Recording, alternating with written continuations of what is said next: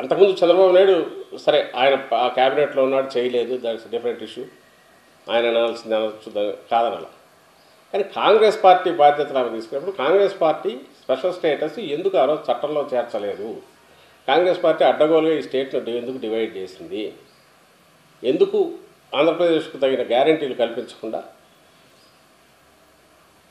ఏకపక్షంగా అసలు ఎలాంటి ఇది లేకుండా డివైడ్ చేసింది? దానికి ఆన్సర్ అయితే ఇవ్వాలిగా. ఆ పార్టీ దానికి ఆన్సర్ ఇవ్వాలా? ఇవ్వాల్సిన అవసరం కూడా లేనంతగా నేను ఇంతకుముందు నోటా కంటే తక్కువ ఓట్లు వచ్చాయి, జనం కూడా దానికి వేయాల్సిన శిక్ష వేశారు.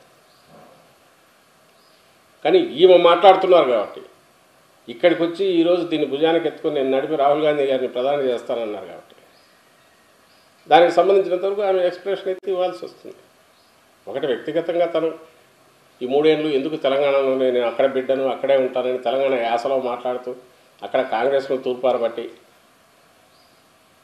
ఈరోజు ఉన్నట్టుండి అక్కడి నుంచి ఇక్కడికి షిఫ్ట్ అయ్యారు. నా జీవితం అంతా తెలంగాణకి అంకితమై ఈరోజు ఎందుకు వెనక్కి వచ్చారు, ఇటు వచ్చారు?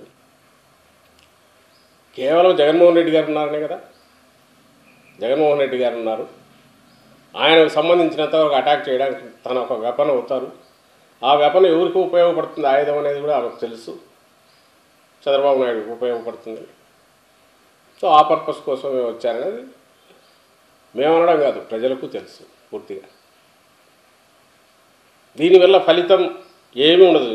నోటా కంటే తక్కువ వచ్చిన పార్టీకి ఇప్పుడు అది ఏ రకంగా చేసినా తెలుగుదేశం పార్టీ వెంటిలేటర్ మీద ఉంటే ఈ పార్టీ అసలు కనుమరుగైంది. దాన్ని ఏమంటారు, అసలు ఎవరికి దాని గురించి అనుకును ఆ పార్టీ నాయకులను పడే వాళ్ళు కూడా ఎవరు లేరు. ఇప్పుడు ఆ పార్టీకి మళ్ళీ జీవం పోయడం అంటే శవానికి జీవం పోయడం లాంటిదే, అది ప్రాక్టికల్ కుదిరేది కాదు.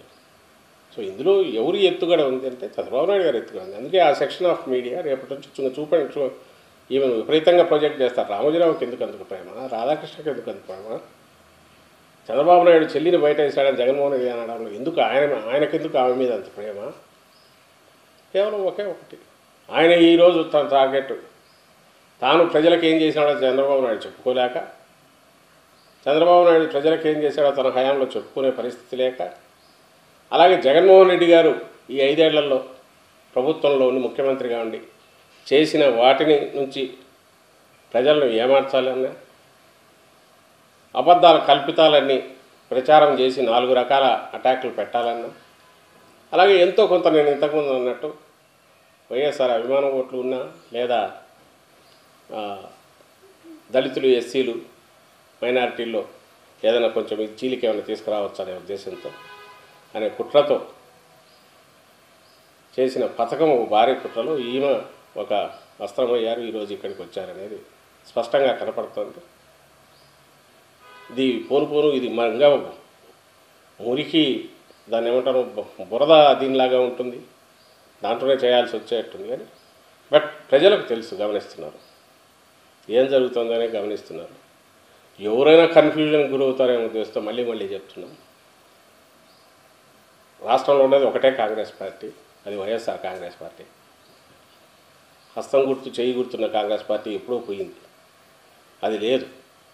వైఎస్ఆర్ గారు ఉన్నారు అందరి గుండెల్లో, ఆయన తనయుడు గారే కాక ఆయన రాజకీయ వారసుడుగా కూడా పూర్తి ఆ స్థానాన్ని ఈరోజు ప్రజల హృదయాల్లో జగన్మోహన్ రెడ్డి గారు సంపాదించుకున్నారు.